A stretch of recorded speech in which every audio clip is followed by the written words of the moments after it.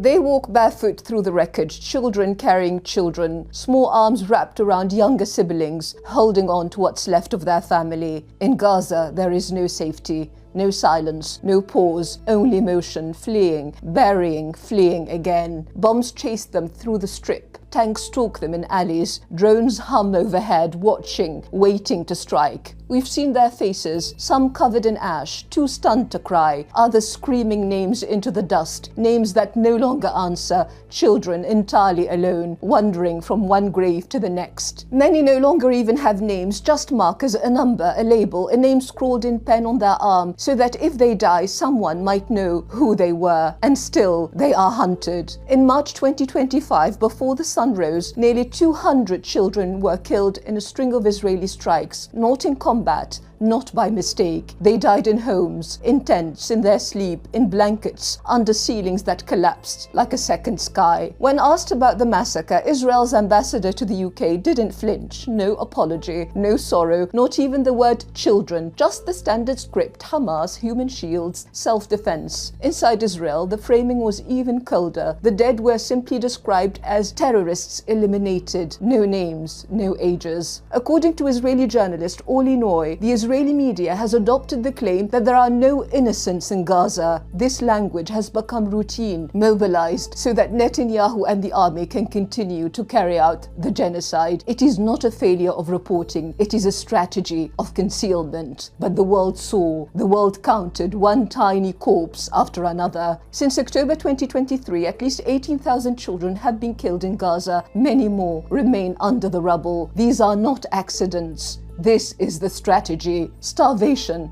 is the second siege. On March 15, 2024, UNICEF reported that nearly 1 in 3 children under 2 in northern Gaza is acutely malnourished, double the rate from a month earlier. In Khan Yunis, 28% of children are starving. More than 10% are on the edge of death from wasting. Their stomachs swell, their limbs shrink. Hunger claws at them while the world debates aid corridors. And when illness comes, there are no hospitals, no medicine, no clean water. Gaza's children aren't just bombed, they're starved, infected, left to rot. 1 toilet for every 220 people, 1 shower for every 4,500, 136,000 cases of diarrhea, 4,600 cases of jaundice under 5 years old. Disease is now a weapon too. And if they survive at all, they lose their limbs. At least 10 children a day undergo amputations in darkened rooms without anesthesia. Surgeons cut through flesh by flashlight.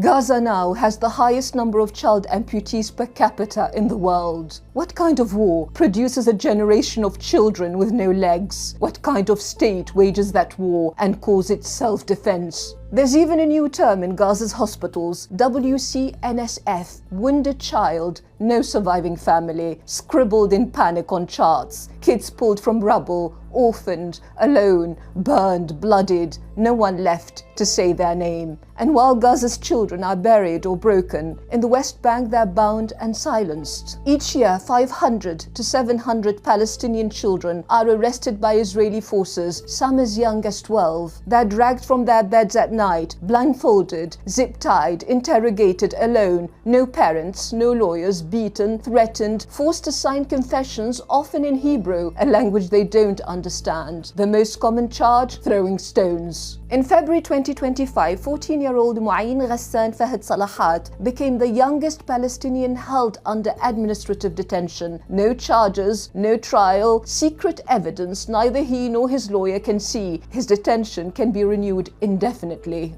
This isn't an exception. It is the rule. From the start of the Second Intifada until 2015 alone, over 13,000 Palestinian children were arrested by Israeli forces. Many never returned. Many were killed. And the violence seeps into language. In late 2023, during a hostage exchange, Israeli captives were traded for Palestinian prisoners, many of them minors. But the BBC and even The Guardian would not call them children. Instead, teens or worse, people under the age of 18 and younger, a deliberate euphemism, a quiet erasure. If they're not children, why protect them? Why mourn them? Why free them? This isn't bad phrasing, it's ideology, a strategy to cast Palestinian children as threats, not victims. And this isn't new. During the First Intifada, children rose with stones in their hands. The Israeli response was blunt force doctrine. Then Defense Minister Yitzhak Rabin ordered soldiers to break their bones, literally, and they did.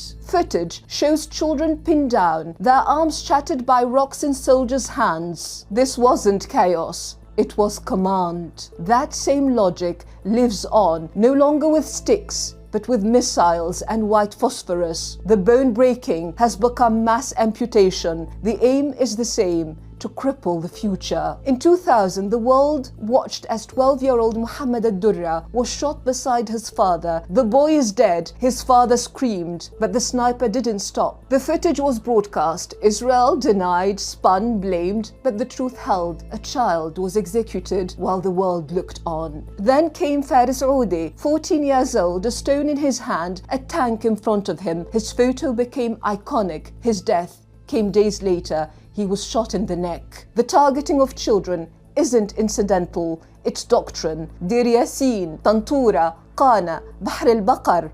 Since 1948, Palestinian children have never left Israel's hit list. Even in moments of supposed calm, the killing continues. In 2015, Israeli settlers firebombed the Dawabshi family home. 18-month-old Ali was burned alive. Later, Israelis danced at a wedding, stabbing a photo of the dead baby in celebration. Today, Israeli politicians and rabbis speak of Palestinian children as enemies. One rabbi called for killing them without hesitation. A member of the Knesset declared Gaza's children had brought this upon themselves. Netanyahu invoked the Book of Samuel to frame mass death, including the death of children, as a divine duty. The UN Committee on the Rights of the Child said the outrageous death of children is almost historically unique. In 2014, during a previous onslaught, British journalist Jon Snow returned from Gaza and delivered a message that still echoes. I saw the aftermath of a massacre of children. I don't think I had ever seen anything like it. I can tell you now, no one who saw what I saw could ever support what is happening there. Children who should live but have died instead. The world saw, and still, the small bodies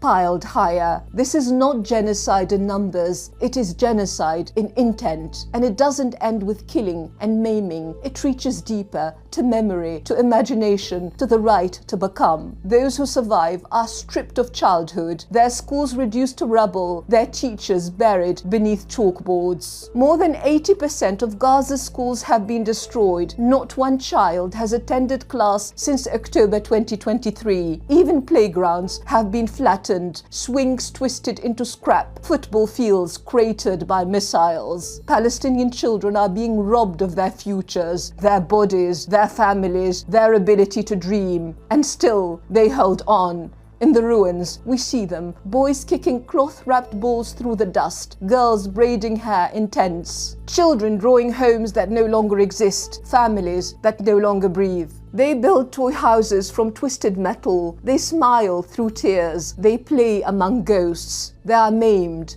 traumatized, haunted, rocked to sleep by the memory of classmates now buried. And still they try to play. Still they try to learn. Still they go on. Because Palestinians love life fiercely, defiantly. They cling to it through smoke, through rubble, through every attempt to extinguish them. What we are witnessing is a war on children, on progeny, on lineage, on continuity. Its aim is not just domination, it is erasure of the present, of the future. Golda Meir, born in Ukraine, once a holder of a Palestinian passport and later Israel's prime minister, offered this reassurance to fellow colonizers: the old will die and the young will forget. But they did not forget. The old died, but not before passing down the names of villages, the stories of trees, the keys to locked doors, the map etched in memory. The young inherited all of it, the love of the land and the right to return. And for that, they must be eliminated. In Israel's eyes, they're the greatest threat. Because as long as there are children, the story continues. As long as there are children, Palestine lives.